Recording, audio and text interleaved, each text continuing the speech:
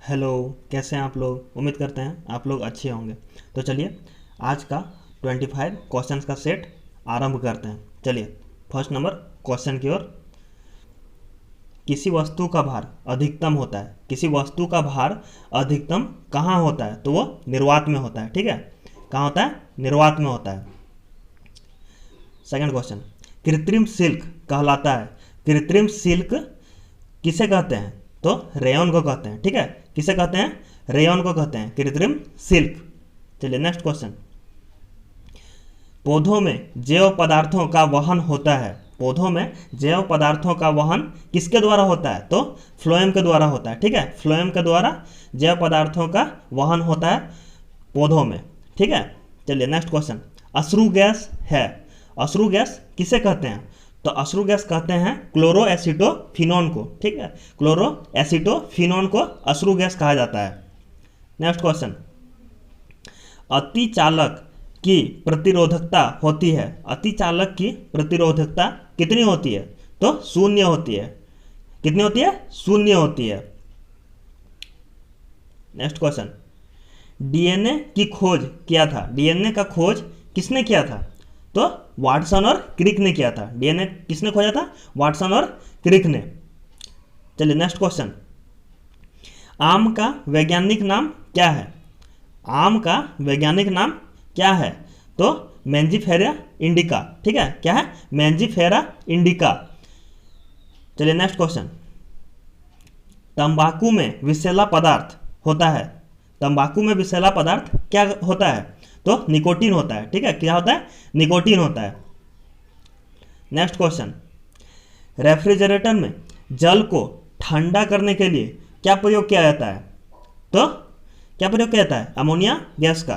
ठीक है, ammonia gas का प्रयोग किया जाता है पानी को ठंडा करने के लिए। दो समांतर दर्पण के बीच रखी वस्तु का प्रतिबिंब कितना बनता है? दो समांतर दर्पण के बीच रखी वस्तु का प्रतिबिंब जो है कितना बनेगा? तो अनंत प्रतिबिंब बनता है। ठीक है, अनंत। चलिए 10 नंबर क्वेश्चन, पेप्सिन प्रोटीन को बदल देता है। पेप्सिन जो है प्रोटीन को किस में बदल देता है? चलिए बताइए, पेप्सिन प्रोटीन को किस में बदल देता है? तो पॉलीपेप्टाइड में बदल देता है। ठीक है, पॉलीपेप्टाइड में बदल देता है। चलिए नेक्स्ट क्वेश्चन, क्वासियोरकर तथा मरासमस की बीमारी होती है। ठीक है, क्वासियोरकर तथा मरासमस की बीमारी किसकी कमी से होती है? तो प्रोटीन की कमी से होती है। ठीक है, किसकी कमी से? प्रोटीन की कमी से होती है। चलिए नेक्स्ट क्वेश्चन, डीएनए की इकाइयां कहलाता है। डीएनए की इकाइयां क्या कहलाता है?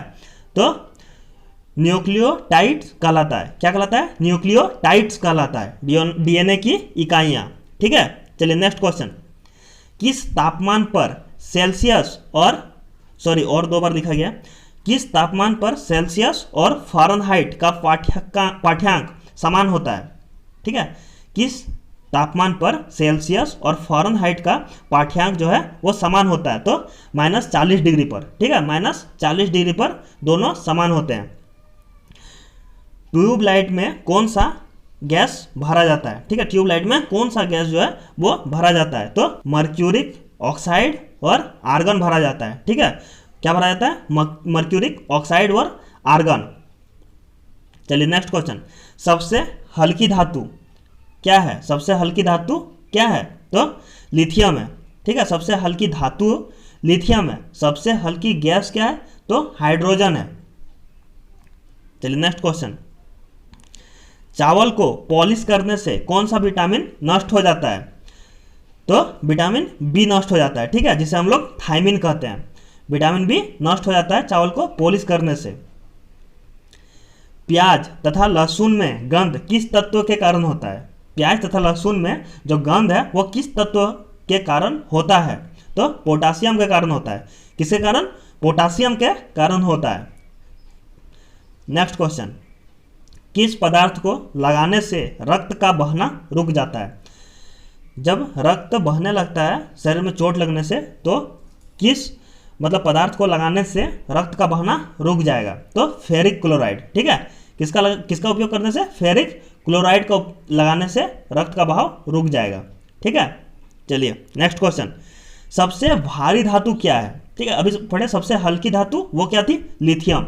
और सबसे भारी धातु वो क्या है? तो ओस्मियम। ठीक है, सबसे भारी धातु क्या होता है? ओस्मियम होता है। नेक्स्ट क्वेश्चन, D2O का सामान्य नाम क्या है? D2O का सामान्य नाम क्या है? तो D2O को हम लोग सामान्य बोलते हैं भारी जल। ठीक है, हम लोग भारी जल बोलते हैं। और भारी जल का अनुभार कितना होता है? तो भारी जल का अनुभार 20 होता है। ठीक है, नेक्स्ट क्वेश्चन, पृथ्वी की भूपर पट्टी पर सर्वाधिक कौन सा तत्व मिलता है? ठीक है, पृथ्वी पर मतलब पृथ्वी की भूपर पट्टी पर सर्वाधिक कौन सा तत्व मिलता है? तो ऑक्सीजन मिलता है। क्या मिलता है? ऑक्सीजन मिलता है। और एटमॉस्फेयर में सबसे ज़्यादा क्या रहता है? तो नाइट्रोजन रहता है। और भूपर पट्टी में सबसे ज़्यादा क्या रहता है? तो ऑक्सीजन रहता है। और पूरे यूनिवर्स में सबसे ज़्यादा क्या है? कौन सा गैस है? तो हाइड्रोजन है। ठीक है, पूरे यूनिवर्स में हाइड्रोजन है। प्राकृतिक वर्ण के सिद्धांत को किसने प्रतिपादन किया? ठीक है, किसने प्रतिपादन किया? तो डार्विन ने। किसने? डार्विन ने प्रतिपादन किया था। चलिए, फोटोक्रोमिक कांच में क्या होता है? फोटोक्रोमिक कांच में जो है वो क्या होता है? तो सिल्वर आयोडाइड होता है।